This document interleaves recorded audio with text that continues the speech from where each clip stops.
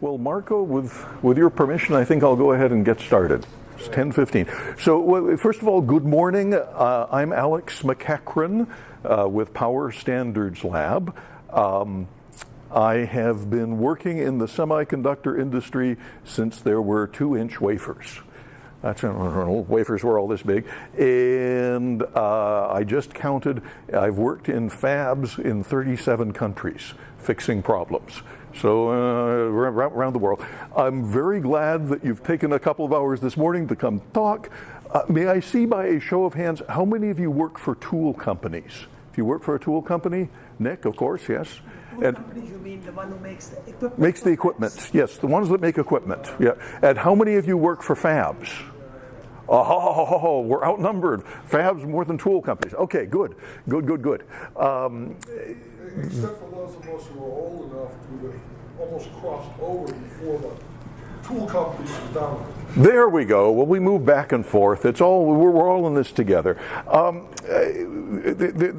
This is a talk about problems at fabs that give problems to tools, and those are among the most difficult problems to solve, partly on a technical level because they're usually intermittent. You got a consistent problem on a tool, you go out, you run the diagnostics say that robot isn't homing, you replace the robot or its controller or its cables, and you're done. You run the diagnostics again, everything's fine. But when you go out to a fab and this tool failed yesterday at 11 a.m., and you run the diagnostics and the diagnostics say nothing is wrong, what do? And what's the real answer? The real answer is not, you say, I don't know, goodbye to the fab, right? That would be embarrassing. That would bring shame to your company. What you do probably, if you're a service engineer, is you say, well, I don't know what's wrong with this tool, but I've got a spare power supply in the truck.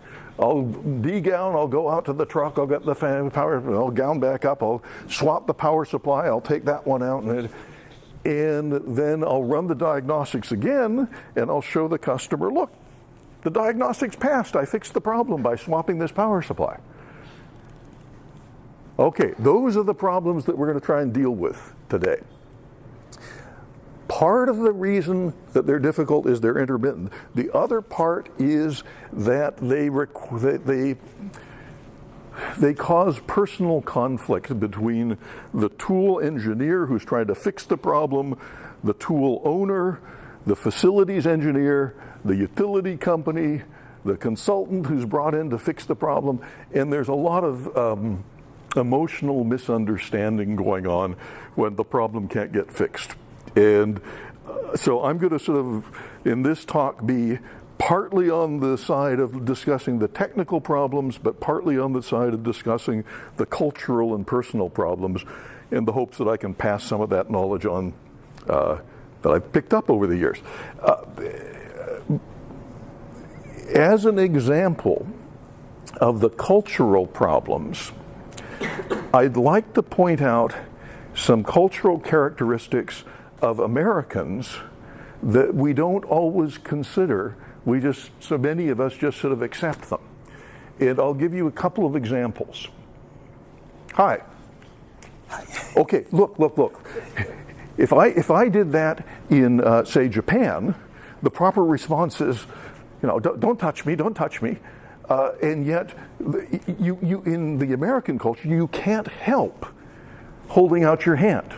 Furthermore, even engineers who have learned that American characteristic, I'll turn this way so you can see it more clearly. Sorry for the camera. If I say hi, first, you notice that we join here with our hands. Doing this is very strange. It feels really odd, doesn't it? So there's a very specific place that you grasp. And then, as my friend Keiichi Hiroshi in Japan, lovely guy, brilliant guy, he said, I don't know how hard to grab. Because if we shake hands and if I grab very gently, it doesn't feel right. If I crush, it doesn't feel right. There's a very distinct American level of pressure. How do you know all that? Well, the same thing's true in Korea and Japan and Germany and Switzerland, and it matters in that initial personal relationship. Another American quirk that we don't think about. Tell me the difference. If I'm walking down the street and I see you on the sidewalk, what's the difference between me going with my eyebrows, or we're walking along and I do that, or we're walking along and I do this, or I'm walking along and I do this? They're all greetings, right? But what's the difference in the meaning between that, and that? What do they mean, those four things? Depends who you are. Depends who you are. Yeah. I mean, in my reading, raising my eyebrows at you means I think that we're more or less connected and we're seeing the world the same way, and isn't this a beautiful day, or isn't this interesting? Nodding my head briefly is just an acknowledgement. Yeah, okay, I'm not ignoring you, yeah. Nodding my head longer is more of a respectful greeting. And raising my chin, I don't really understand. Young men do it to me. But there's a certain aggression to it that I don't get. But it certainly is an American greeting, right? It's for when you know the person. Is it? That's for me personally. If I know the person, it's head up. If I don't know them, I acknowledge it's head down. Interesting. Maybe I'm misinterpreting it as aggression. And they're just saying, oh, I know who you are. That could be. Thank you. Last one is what's up? What's up? Yeah, what's up? Oh, I like it. Yeah. Speaking of what's up, another Americanism that confuses a lot of people who are trying to understand American culture, and there's the corresponding ones who go in the other direction, is the question, how are you? And first of all, there's a tonal series. If it's all descending, it says, I'm not expecting an answer. How are you? Right. Exactly, yeah. On the other hand, if the tone is level up, back down, how are you?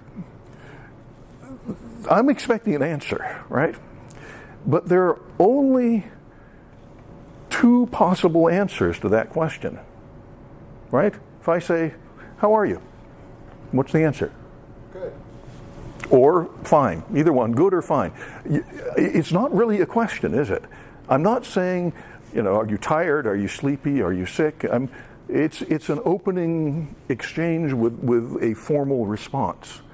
So with all that in mind, Ohayo gozaimasu, konnichiwa, ni hao, bienvenue, off we go.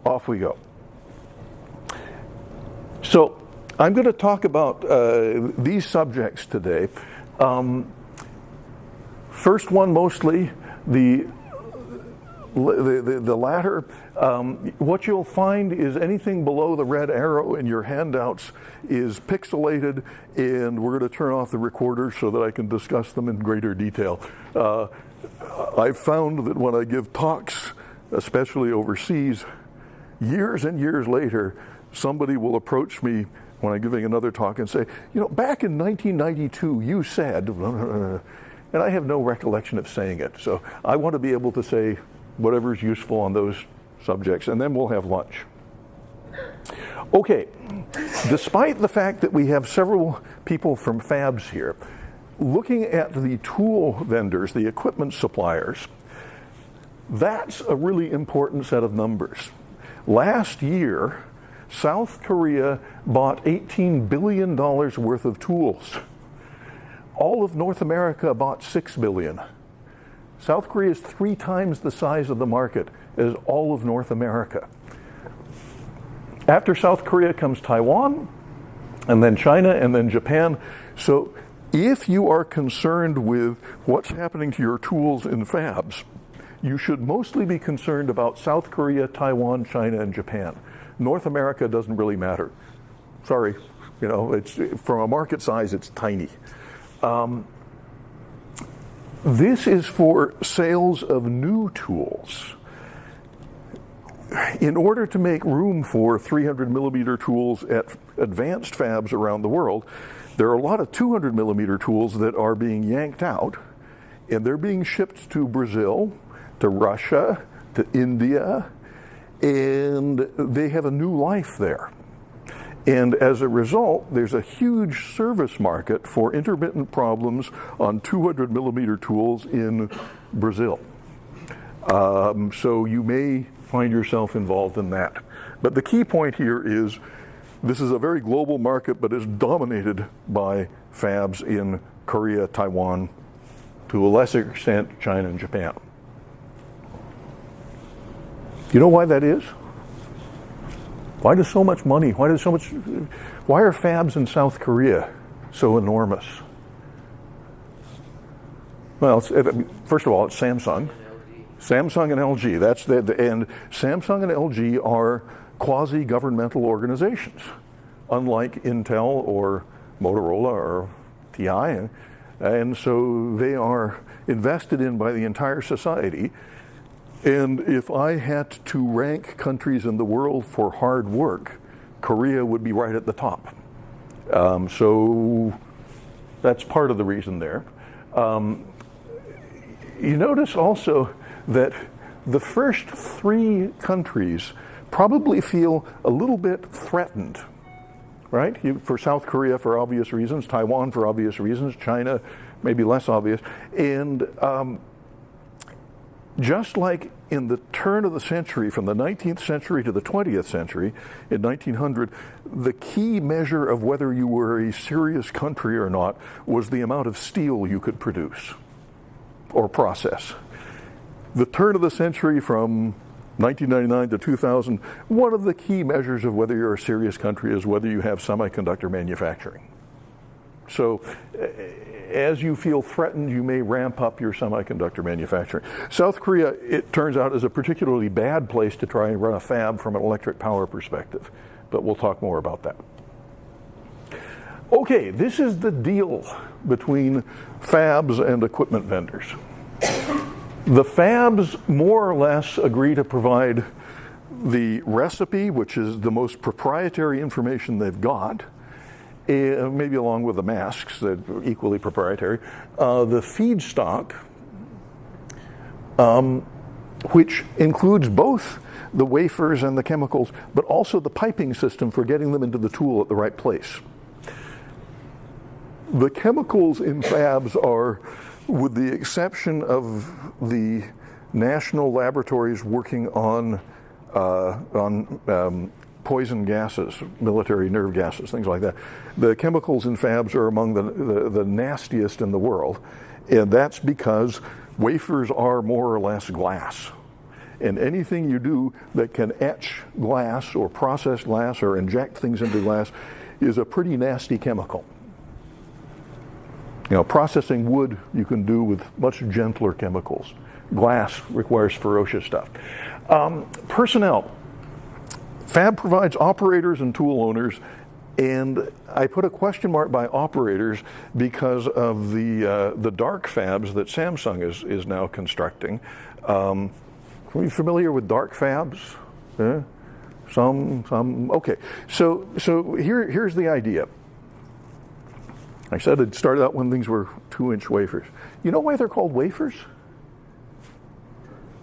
Church, absolutely.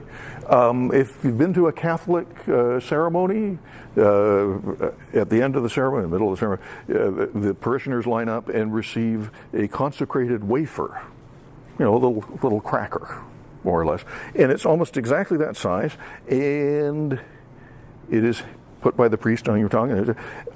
And early silicon wafers were almost exactly the same size as Catholic consecrated wafers. Good name.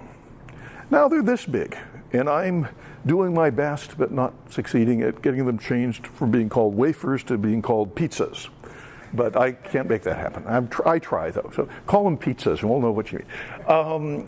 But back when we were dealing with wafers this big, every wafer was brought in actually on a flat tray, and then there was an operator, a person who had a wand connected to a slight vacuum tube with a thumb control that they could touch the wafer, push the thumb control, pull a vacuum, lift it up, and put it on the tool where it would be spun or polished or etched or whatever. And when it was done, they lift it up and put it back on another tray.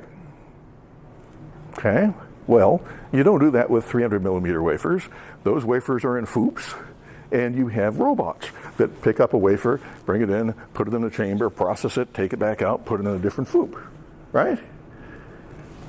But then you have operators, mostly, taking the FOUP from this tool over to this tool and plugging it in.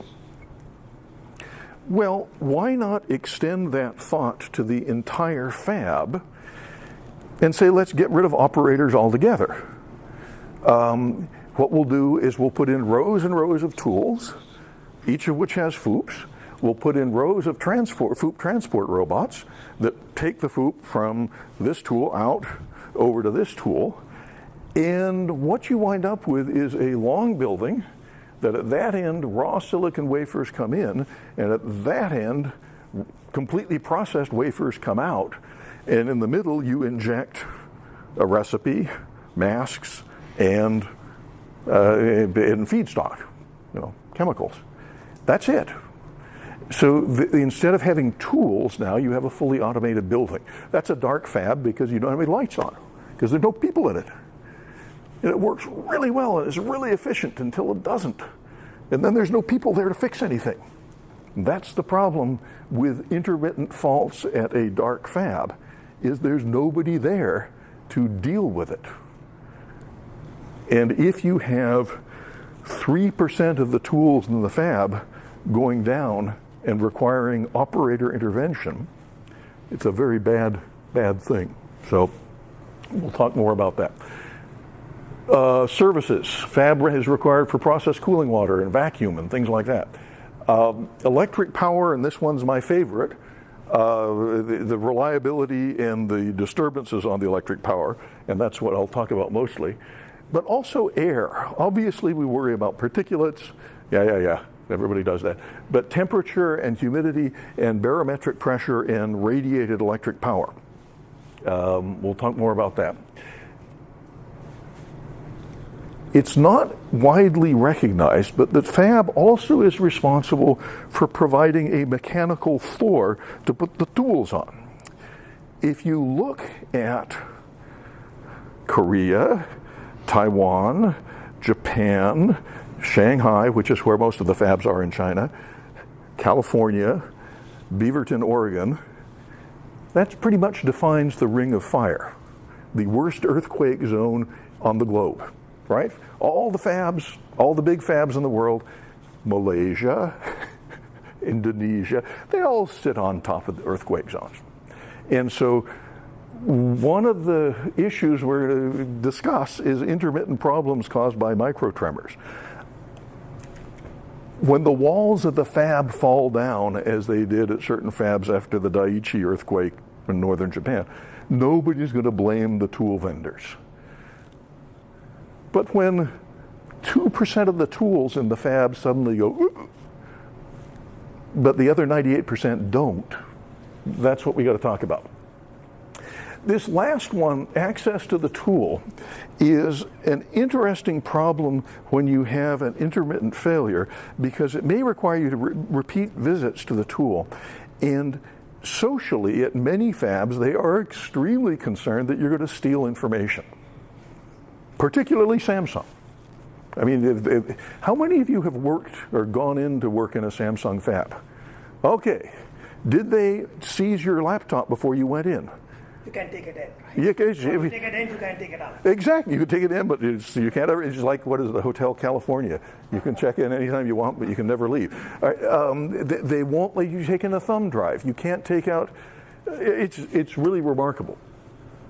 On the other hand, the tool vendor is responsible for delivering a tool that works and for delivering, different companies call it different, the best known method, optimal recipe, default recipe, whatever you want to call it, some standard set of processes that generally work well for this tool.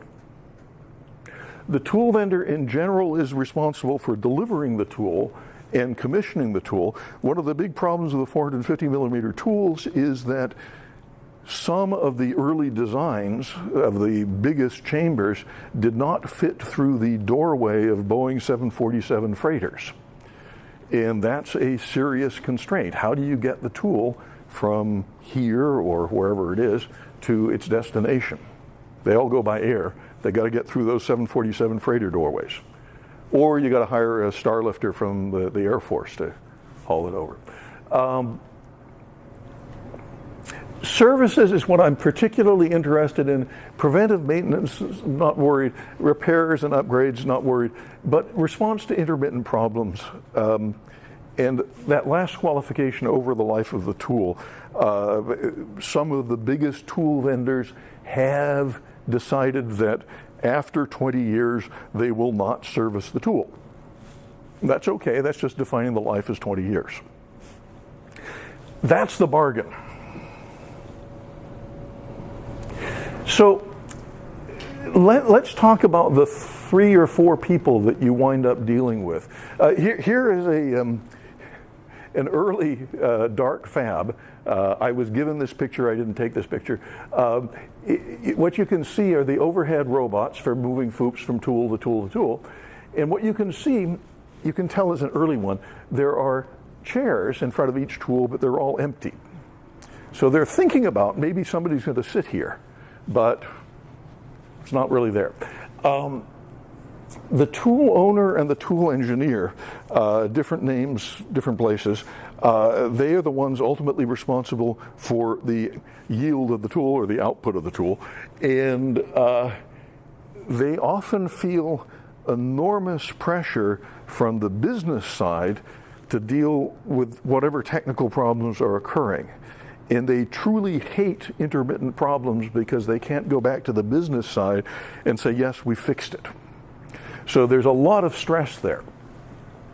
The facilities engineer is responsible in general for providing clean, cool, humidified air at constant pressure, for providing shelter from the elements, and for providing electric power.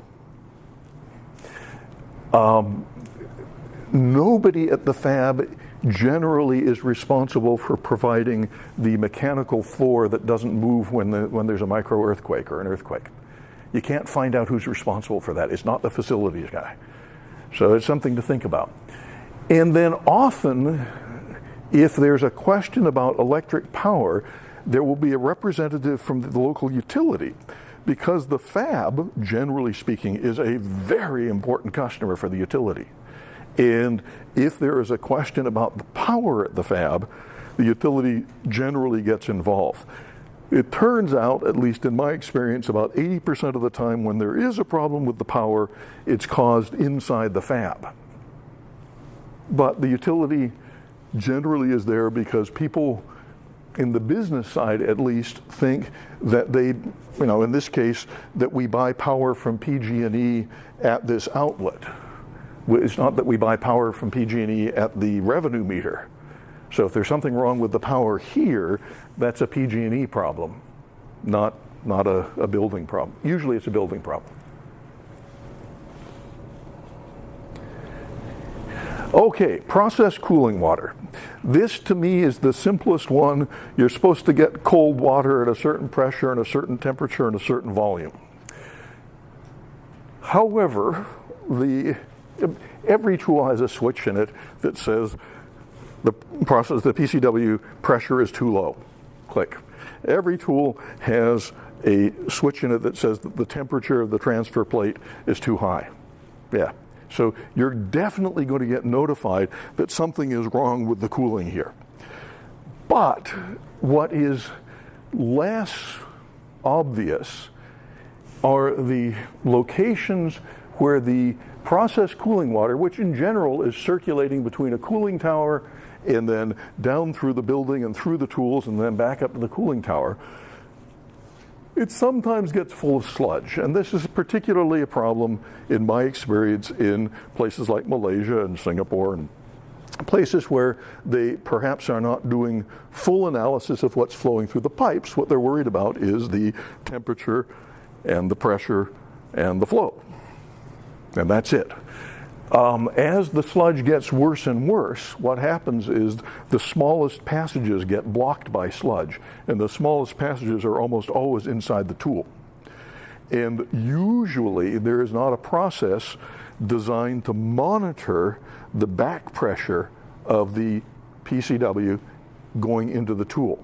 So one of the things that has helped me over my career in dealing with this is making sure that, and you'll find me mentioning this, it's partly a commercial, but partly because I truly believe in this. You really need some little instrument like this PQ3 up there that is built into the tool, and it functions like an airplane black box. It sits there and it records anything that goes wrong in enormous detail. And if you look at it, you look at it. If you don't, you don't. You only look at it when the tool goes bad. But when the tool goes bad, you look at it and you say, well, look at this.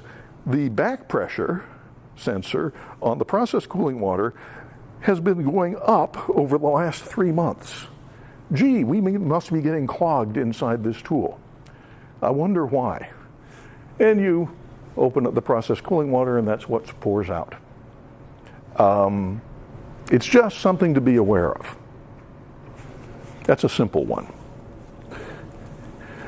But it also leads to the point, and just on a few of these slides I put that check mark on there, that it's really, really, really important to go and look for yourself. A good example is, I can't tell you how often somebody has sent me a one-line diagram of a tool. Here's a tool and a circuit breaker and a panel, and that's how it's wired up. And sure enough, that's true. I mean, there's no doubt about it. But it may be that between the circuit breaker and the tool, we have a little conductor like this, right? Or it may be that we got a conductor like that. Or it may be that we got conductors like this. Now, these may be inside a conduit together, or, and I've been in fabs like this, big, full-blown real fabs, they're like that, running down the hallway, across another hallway, up, over, and down into the breaker panel. In fact, one of the more interesting problems I've worked on, electrical problems, was with two tools, identical tools, successive serial numbers made by one of the biggest tool manufacturers around, in Korea, side by side, and one of them had terrible power problems and the other one didn't. And the one-line diagram looked a great deal like this. The two tools are side by side, they're on adjacent circuit breakers, they're fed from the same transformer. But you get on the plane, you fly over, you go to the fab, you down up, and you go in, and one of the tools, sure enough, was connected directly to the panel. And the other one, there were cables like that actually went down the hallway and turned around and came back because they had planned to put the tool somewhere else. And so these cables were just lying down, going back. Why are cables on the floor a problem? Here we go. All right. Let's do this. Let's make it a single phase tool. Let's say that we have a line and neutral, and we have these two conductors, and here's the tool here. And do like that. Now, every electron that goes this way, there is a corresponding electron that goes that way. So the current in those two conductors is identical and opposite. That means that if you put these two cables like that, the magnetic fields will pretty much cancel each other. And there's no inductance. All you have is the resistance of the wire. On the other hand, if the cables do this, Now, let me bring it back all the way up to here. And then it sort of does this. Does anybody remember the equation for the amount of inductance in an air coil? It goes up linearly with the number of turns. It's got a 2 pi in there somewhere. But it goes up with the square of the radius.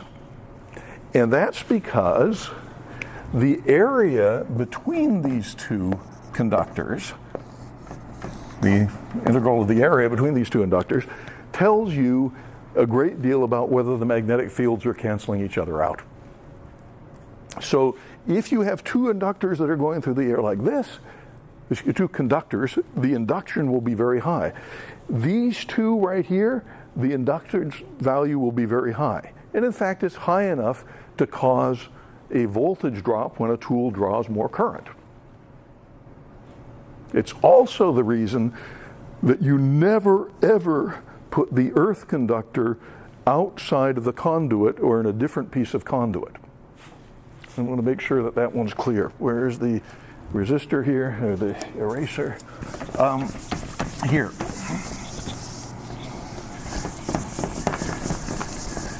You will occasionally find this. So, and again, I'm going to do this as a single phase system, but it works for 3-phase too. Here's line, here's neutral, and here's earth. And here's the tool, and this earth conductor is connected to here.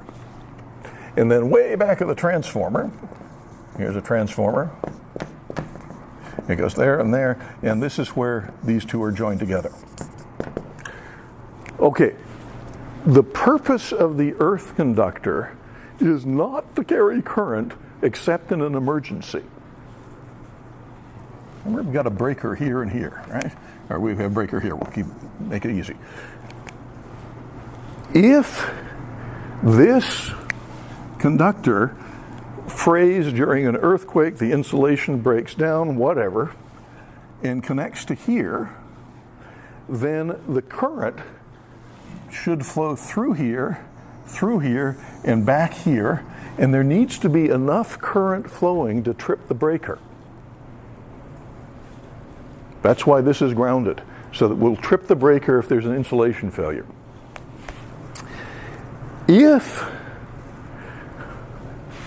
If we take a big area between here and these two wires, then there's a big inductance, and at 60 hertz you can easily get enough inductance so that the circuit breaker never trips.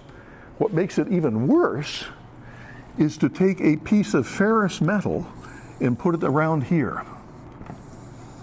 Because now what you have is an inductor with a ferrous core, and the inductance goes way up. So if you ever see the earth conductors running in a separate conduit from line and neutral, it's very, very unsafe. And you do see that. I mean, often you see it done very neatly. All the green wires go in this conduit, and all the black wires go in this conduit. Very scary. They should all be in the same piece of conduit. Like that. You can't quite see this picture here, but when I was out for a walk yesterday, I walked past an apartment building and I said, those mailboxes look like a semiconductor fab. Here's the deal. The question I've got for you is, how many apartments are there in this building? There are 3 mailboxes, there are 4 doorbells, and this mailbox is labeled apartment 6.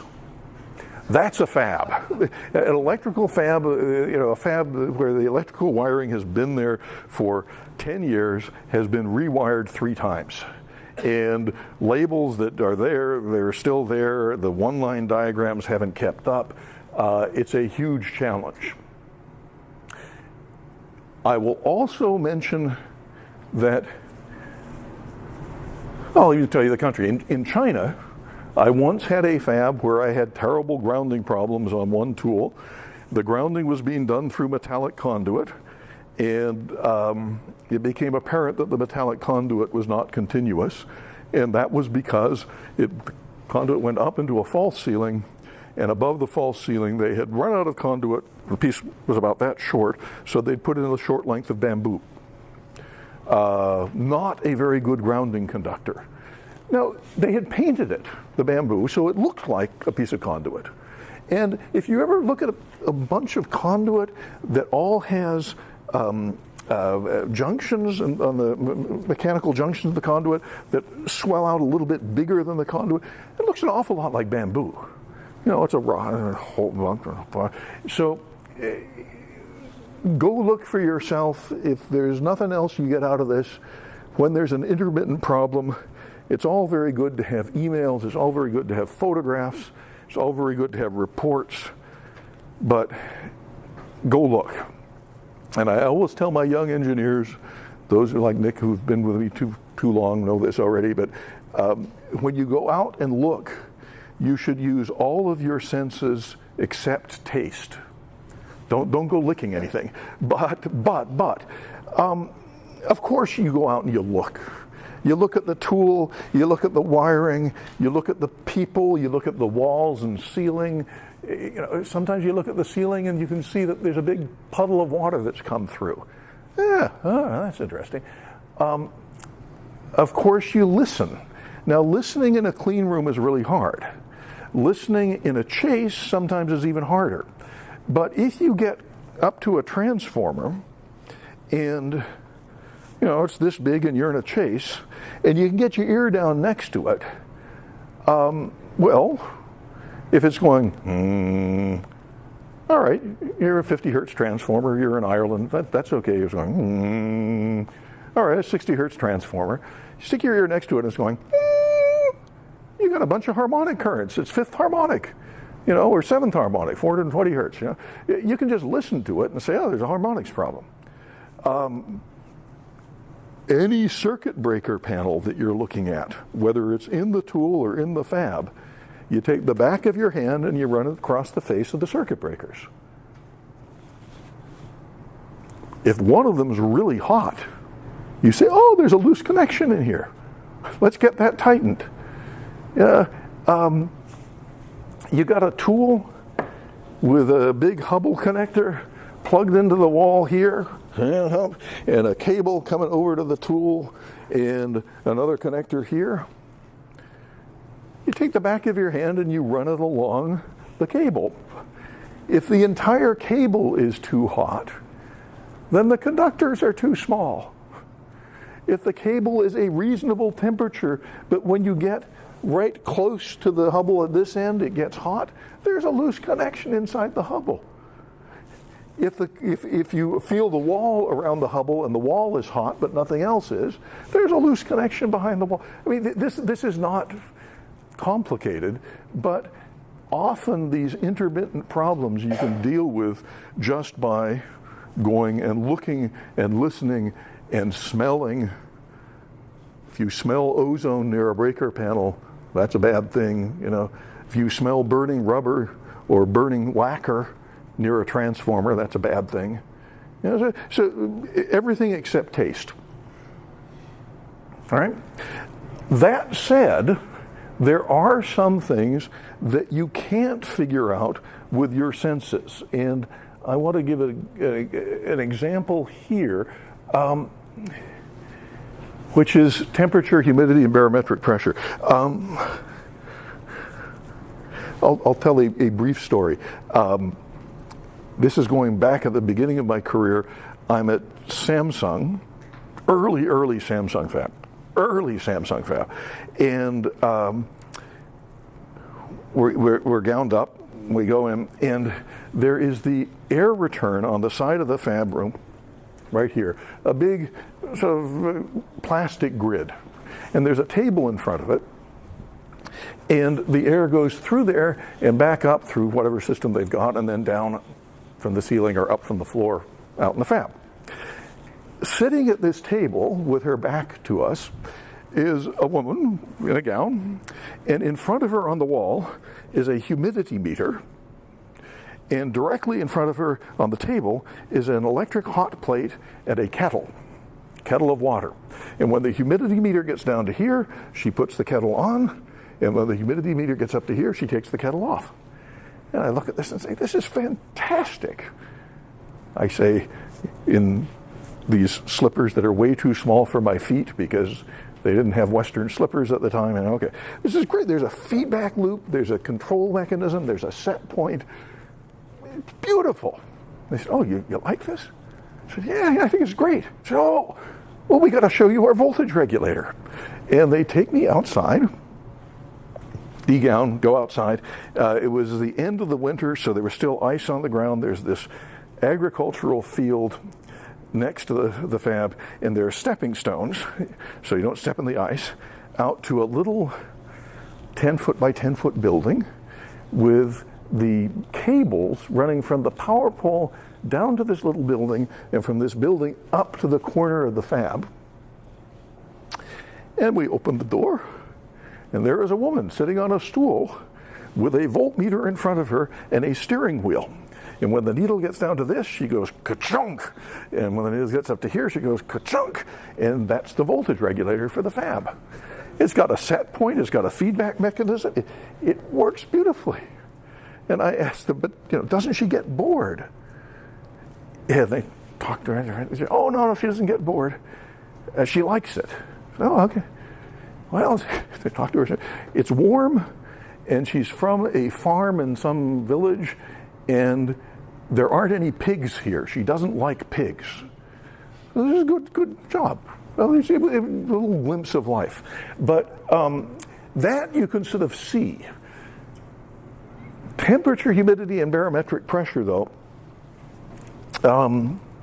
Where's Stefan? Stefan, could you hook up so we can see the front of the P cube here? The temperature and humidity, generally speaking, the fab has very good records of temperature and humidity at a specific location, maybe several locations. But what really matters to the tool vendors is the temperature and humidity at their tool, and often at a specific point inside their tool. So it's worth recording temperature and humidity at specific points inside your tool. And this little here, thank you, Stefan. What we're doing here is we're looking at this little instrument with this camera, and I'll just get. First of all, you may notice that it's all labeled in Korean. Yes, it's all labeled in Korean, and we'll press meters and more, and we'll look at the meters for that little white sensor over there. You may be able to see it. It's kind of hard to see. 22.4 degrees C, 36.8% relative humidity right there. If I go over there and go with any luck, it will show that I'm alive. There it is up to 54%. I'm alive. That's good. That's good. And the barometric pressure right there is 1,017 hectopascals. Okay? What's the barometric pressure here? It should be lower because we're at a higher altitude, right? It's 16.9. And then back down here, it'll go back up, 17.02. Barometric pressure only matters when you're processing large wafers or especially display screens. And the reason is that when you're processing a little wafer like that and the tool is supporting it on some sort of platform, pins or rings underneath the wafer, doesn't really matter if the air pressure is the same above it and below it. And especially if it's under vacuum, air pressure doesn't matter at all. But when it's not under vacuum, the difference in air pressure between the bottom and the top can cause the wafer, or more often the thin sheet of glass that you're processing into a display, to either bow up or bow down. So a pressure difference really, really matters. And it turns out that most tools are well designed to deal with a constant level of barometric pressure, but if there's an abrupt change in barometric pressure, you may get a bowing down of the display glass or whatever you're processing. And I've started to see that at some experimental fabs with 450 millimeter wafers during parts of the process where they are not under vacuum. So it's just something to be aware of. The reason the barometric pressure goes up and down in the fab is really straightforward. It's whenever anybody comes in from the gowning room, the door's open, there's a brief change in pressure. You also get changes in pressure as the variable speed air handling fans speed up and slow down. So just be aware of it. It's the kind of thing that, again, I'm inclined to just record all the time independently into here, and that, if there's a problem, is a very useful thing to be able to present to the customer.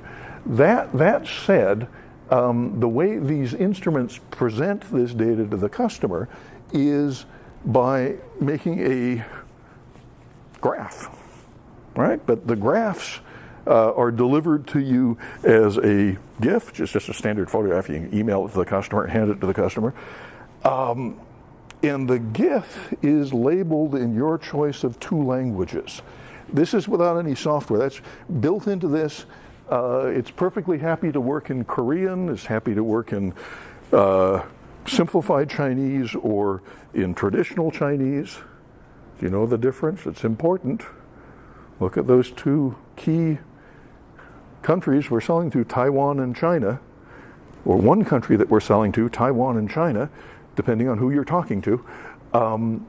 Traditional Chinese and simplified Chinese are more or less the same characters, but in different fonts.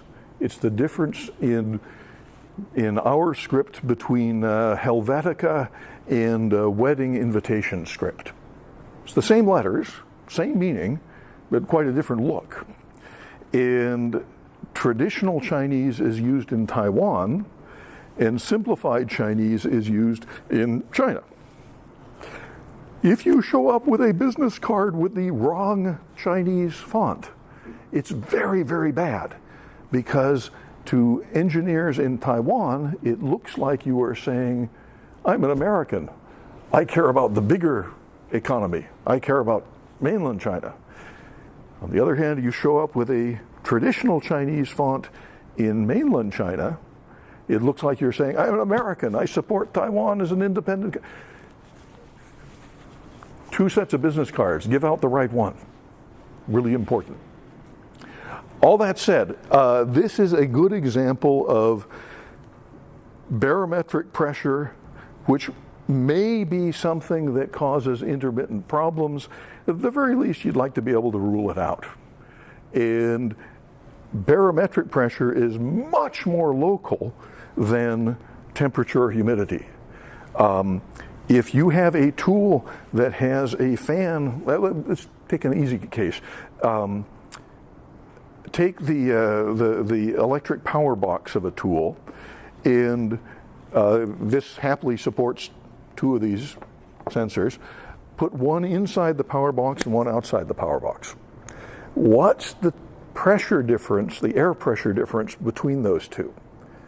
Well, if you have a fan blowing air through the power box, and you have an air filter, there will be, if you're, let's say, sucking air in, out, blowing it out with a fan, the air pressure will be lower inside the box than it is outside. And the amount that it will be lower depends on the resistance of the filter. What does it mean if you're recording that and the pressure difference gradually rises over the course of a month or 2 or 3? The filter's getting clogged. That's all. It's time to go out and replace the filter. What does it mean if the air pressure difference abruptly drops? Somebody opened the door. Now there's no air pressure difference between inside and outside. What happens if the air pressure drops and stays? Air pressure difference drops and stays close to 0. Somebody opened the door, removed the filter, and never replaced it. You can tell a lot just by looking at barometric pressure. With that, I'm going to put this back over here.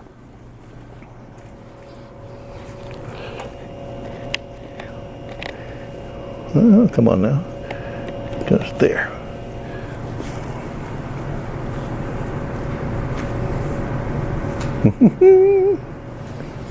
Help. Stefan, you had a clever way of making this work again, I think. Oh, there it is. I'm set.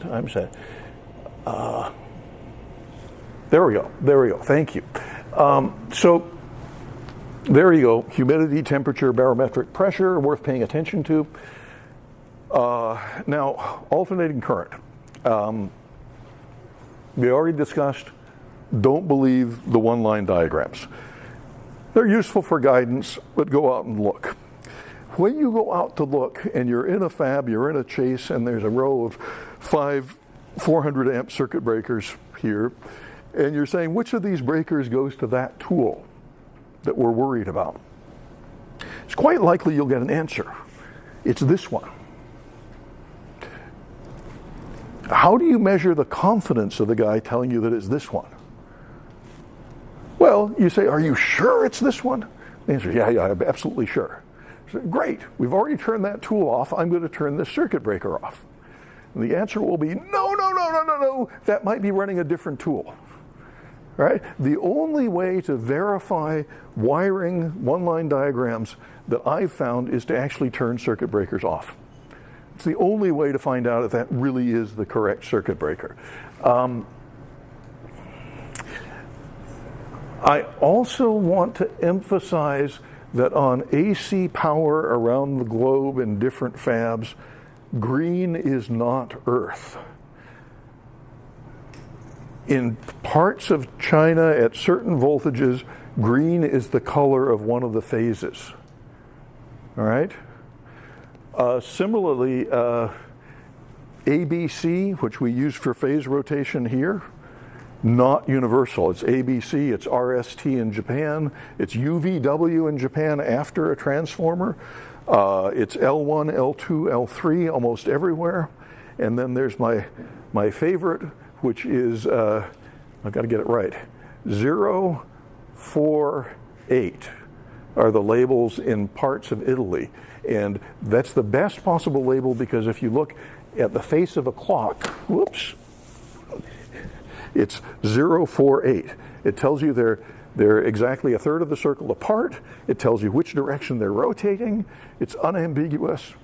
Very nice. But generally speaking, L1, L2, and L3 will mean something everywhere in the world. You can get away with that label. Neutral, on the other hand, is a very confusing idea. Neutral to us in the United States is a conductor for carrying the unbalanced current between L1, L2, and L3.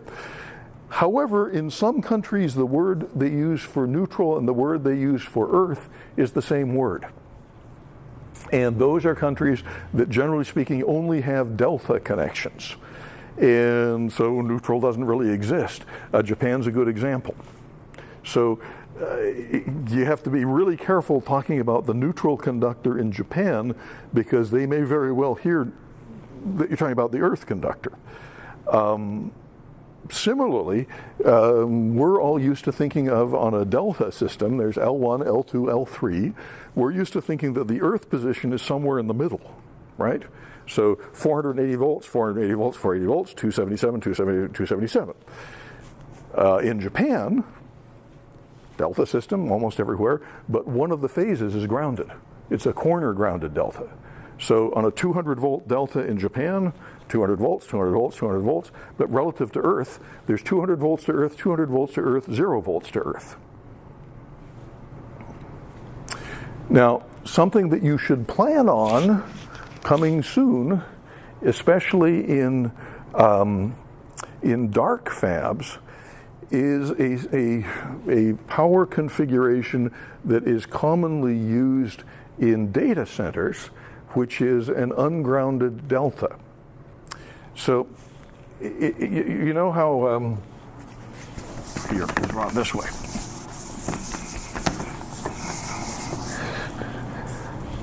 Here. take that and that. So here in the United States, we're used to seeing that 480, 480, 480, and there's the Earth position there, even if there's no neutral conductor. In Japan, and that's fairly common around the world. In Japan, you get that. In certain older fabs, particularly in upstate New York, the smaller ones that haven't been upgraded, you sometimes find that. This is very nice if you've got 240, 240, 240, but you also get 120, 120 there. So this looks like a nice American residential split phase. You find these in old farm buildings. So you get three-phase power and you get split single-phase power, and it's all very nice, but it's very confusing because now when you measure phase to earth, you get 120, 120, and unfortunately 208, which is really confusing. If you measure phase to earth and get 208 volts, then that's what's going on there. However, in a lot of buildings where reliability is really important and human safety is not so important, what you'll get is a delta-delta transformer out of the entrance, and this transformer, this side of the transformer, will not be connected to ground at all, period. It's just floating. The advantage of this approach is that you can accidentally short any phase to ground. Doesn't cause any problems. Right? So this system is more reliable, but more dangerous for people. If you have a high reliability building that has no people in it, that's the one to do. So be aware that that might be coming in dark fabs. There is a paper which my colleagues will give you called Designing Equipment for Worldwide Power. It gives you all the color codes and all the frequencies and all the terminology and all the configurations that might be useful. Source impedance at fabs. And this is, I think, one of the most puzzling things almost everywhere. Is trying to figure out what the source impedance is for the 50 or 60 hertz that they're handing you. And let me explain what I mean. We get 120 volts out of this outlet, right? If I put in a big, hefty 10 amp heater, plug it in, what's the voltage going to go down to at this outlet? More or less. I mean, is it going to go down to zero? No. Is it going to stay at 120? Nah. It's going to go down. Big load. Well, that's why the lights dim when you plug in a big load. So how far down will it go? 5 volts, 10 volts, something like that. And then when I unplug the heater, it'll go right back up to 120. So let's say that when I plug in a 10 amp heater, the voltage goes down by 10 volts. One way to think about that is you can think of that outlet as an absolutely perfect outlet with a 1 ohm resistor in series of it. So I plug in 10 amps, voltage goes down 10 volts. That's all. And in fact, every electrical source has a source impedance. If you pull more current out of it, the voltage will go down. And the question is, how much? Okay, let's do another. Again, I'm going to stick to that little single phase outlet there.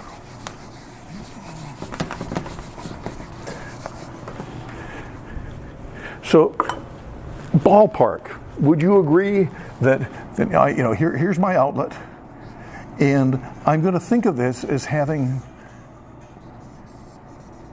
0.5 ohms and 0.5 ohms on line and neutral, and I bring this over here, and I have a piece of equipment that's drawing 10 amps. And then let's say back here somewhere, I have a 20 amp circuit breaker. Not unreasonable, right? Okay, now, if I draw 10 amps, the voltage goes down by 10 volts. That's all right. This is a 20 amp circuit breaker. That means that it is guaranteed not to trip at 20 amps. When will it trip? Who knows? Look at the trip curves. It might take a minute. It might take a second at 200 amps. So who knows? You got to go look at the trip curves. The 20 amp label says I will not trip at 20 amps.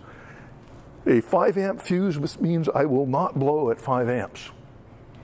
I might blow at 100 amps. I might blow at 50 amps, but I won't blow at 5 amps. Okay?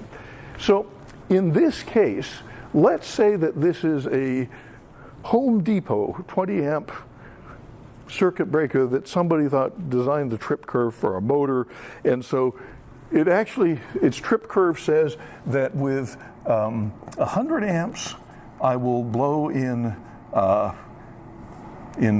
seconds, and with 200 amps I'll blow in 0.5 seconds or 0.05. So, something like that. Okay. What happens if I put a dead short circuit across here? How much current do I get? I get 120 amps. There's 1 ohm in series with a perfect 120 volt source. 120 amps. How long does it take the circuit breaker to pop? It's going to take 5 seconds, 4 seconds, something like that.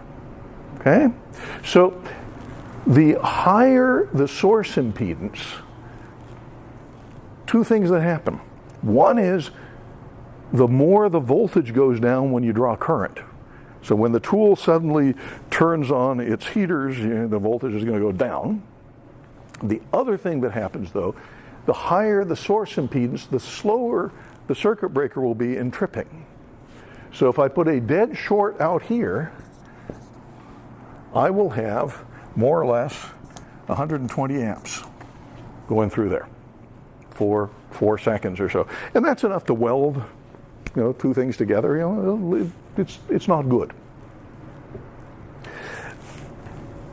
Go the other direction. What happens if we have very low impedance here? Suppose this is 0.01 ohms and 0.1 ohms, and now I'm going to ignore this, say this isn't here, but instead we have a circuit breaker here out on the piece of equipment. Make it easier to calculate. 0.005, 0.005. Okay, so the total resistance is 1/100th of an ohm. If I put a dead short circuit out here, now I've got 120 volts and 1/100th of an ohm, or 1,200 amps. Okay? Now, the good news is when I put 10 amps on here, the voltage barely changes. Hey, strong voltage source. This is great. The bad news is that my circuit breaker better be capable of interrupting 1,200 amps. That's why you get AIC ratings on circuit breakers, amps interrupting capacity. It tells you whether you're able to interrupt a circuit that can deliver more current. And here's a good example at a fab of a circuit breaker. What country was this fab in? The electrical room's painted yellow. Well, okay, it's in somewhere in southern or western China. Everywhere in the world things are gray except for southern and western China, and then you find yellow panels. Anyway, there we are. And I happen to know what happened on this one. This tool was a homegrown tool, and they had 3 or 4, I don't remember, copper bus bars running across the top of the tool, exposed in the air, that carried the power to all the different parts of the tool. And an electrician was on or a maintenance engineer was on a ladder above the tool, changing a fluorescent light, and he dropped a wrench, and it fell across the bus bars. Okay, well, the problem was that the available current from the source was something like 5,000 amps, and the interrupting current rating on this was 1.5 kiloamps. So what happens is that the breakers inside the contacts inside the breakers, pop apart with a spring. There's a huge arc. There's a many thousands of amp arc. And that arc becomes extremely hot, and either the breaker is designed to handle that amount of heat, or it blows itself outwards, which is what happens here.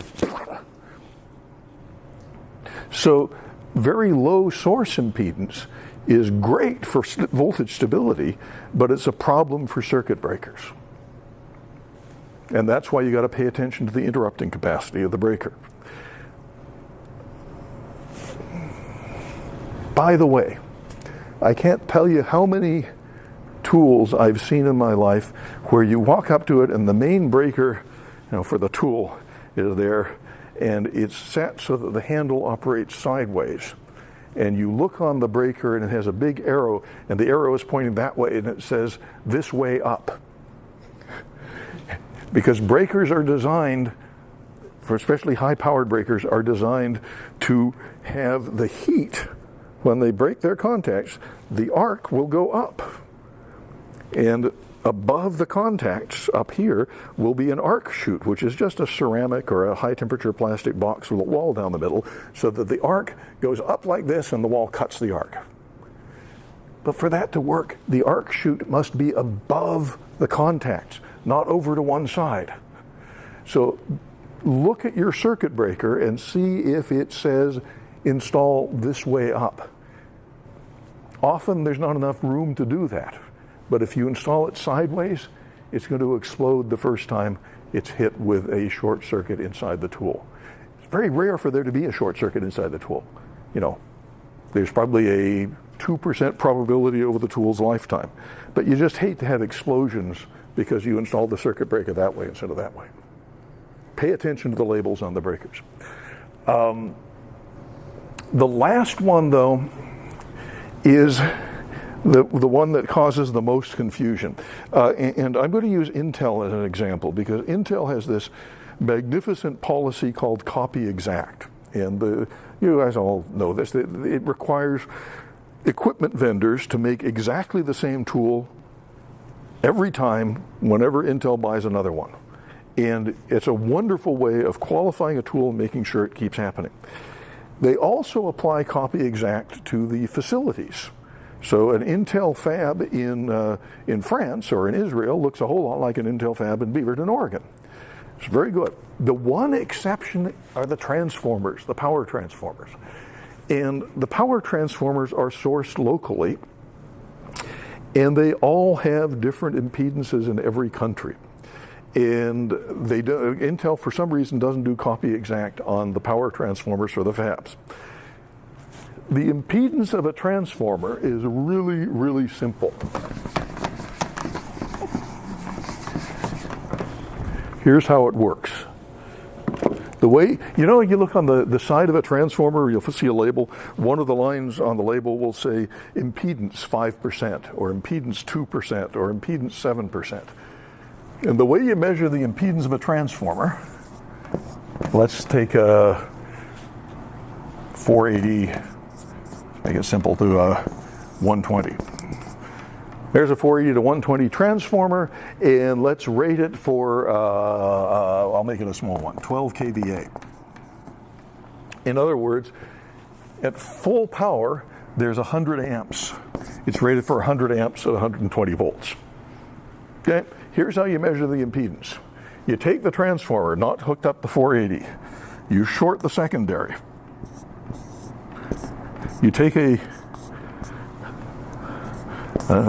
current meter and clamp it onto the secondary. It's shorted. You take the primary and you get a variable voltage source, a big variable transformer, and you gradually turn it up from 0 volts, watching the current over here. And when you get to the rated current, 100 amps, you look at the voltage over here. And let's say the voltage is 9.6 volts. If it takes 9.6 volts on the 480 winding to make 100 amps on the secondary winding, that's a 2% impedance.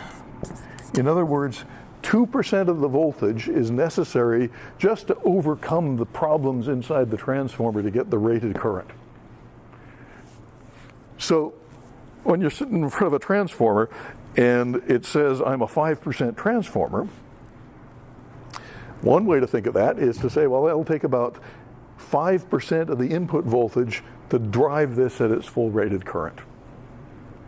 So the higher the impedance of the transformer, the less efficient it is. The more energy is being used to shove stuff through the transformer rather than transferring it. The lower the impedance, the more efficient it is. It also tells you how much short circuit current is available. If we know we can get 100 amps with 2% of the input voltage, when we put 100% of the input voltage, we can get 50 times as much current. So this is a 5,000 amp short circuit current transformer. And if you're going to put a breaker out here, you better put a breaker that's good for AIC is greater than 5 kiloamps. Right? If it's a 2% transformer. If it's a 5% transformer, 4%, I'll do it. If it's a 4% transformer, you only need to interrupt 2.5 kiloamps, and this is only 2,500 amps. So more efficient transformers require circuit breakers with higher interrupting ratings. And different countries make that trade-off differently. In Japan, 2% transformers, even 1% transformers are quite common. Very, very efficient transformers, very low losses. In France, for reasons I've never understood, you see 5%, 6%, 7% transformers. In Israel, it depends whether they've sourced the transformer locally or from Germany or from Japan or from the United States. It could be anywhere from 2% to 8%. So what I'm telling you is, when you look at your installation at a fab, go look physically at the transformer and see what its source impedance is. If it's very high, you should expect lots of voltage variation. If it's very low, you should worry about the interrupting rating on your circuit breakers. Okay? Let's see. Okay.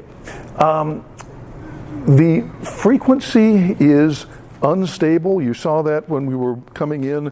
I'm not going to go into that other than to say you got to worry about that a little bit at different fabs around the world. And if you're interested, we'll talk about the angular definition of frequency, but I'm going to skip that, as well as the frequency problems at fabs. They're actually pretty rare, except when the fab is operating on backup power. And when the fab's operating on backup power, nobody's going to be pissed off that the tool isn't working because the backup power is flaky. Don't worry about that. However, you do need to worry about semi-F47 voltage sag immunity. How many of you, Nick, how many of you know about semi-F47? Yes, well, one or two. Okay. Years ago, when 300 millimeter tools were first coming out, we did a huge study across the world and found out one of the most common problems for intermittent failures on tools is that the voltage, AC voltage, goes boom.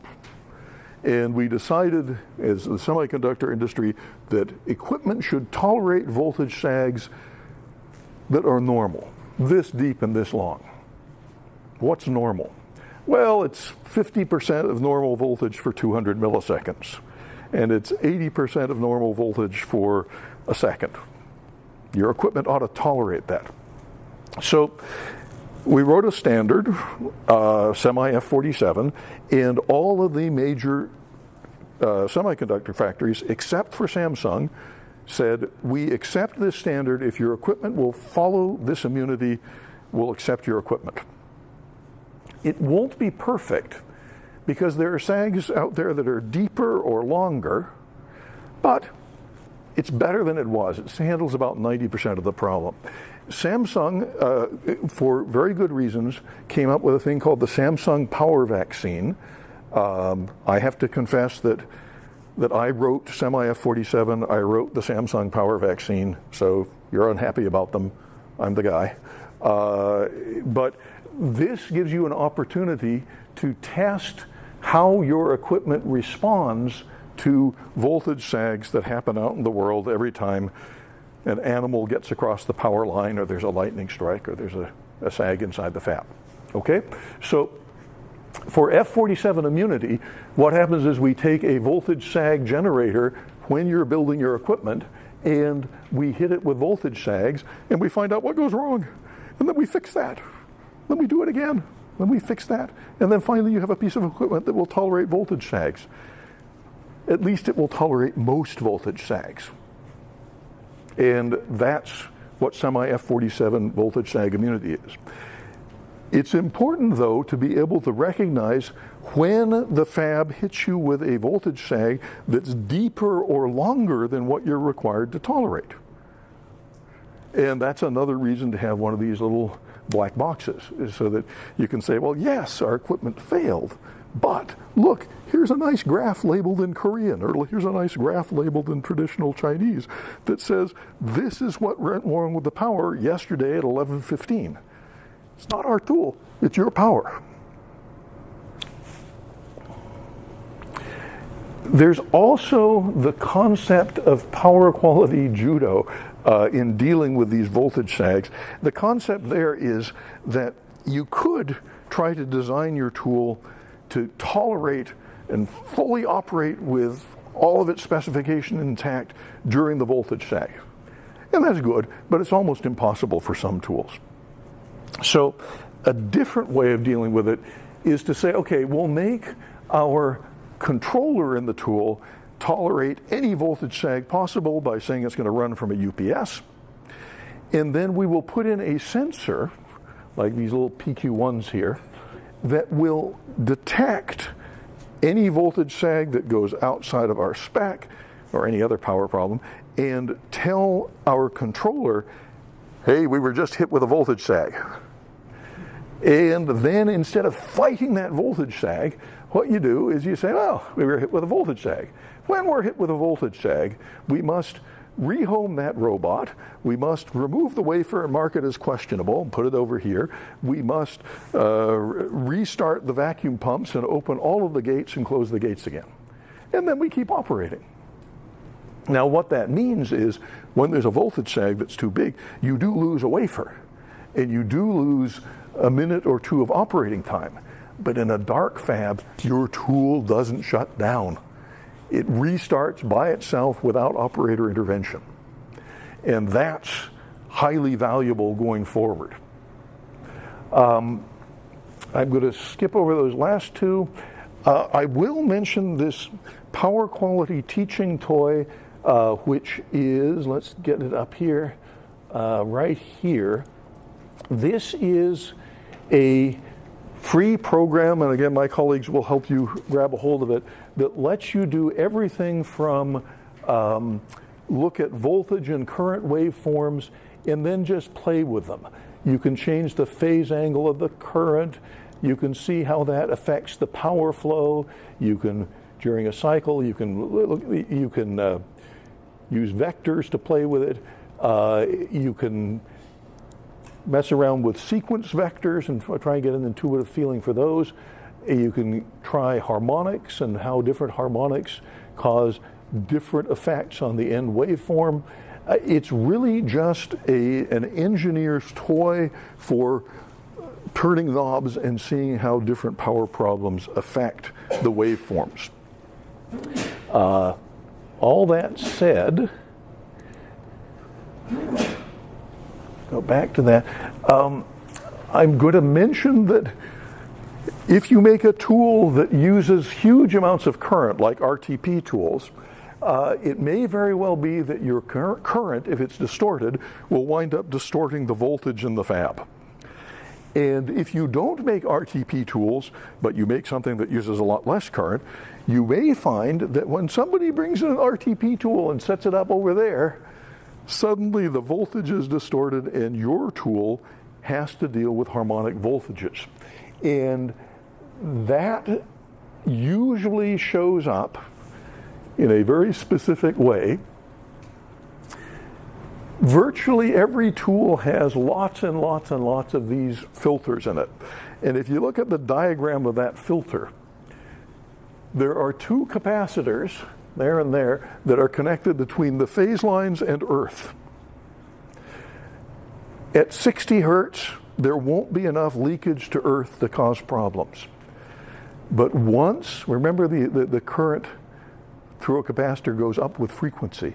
If there are harmonic voltages, you'll get more current flowing through those capacitors and more current flowing through your earth conductor.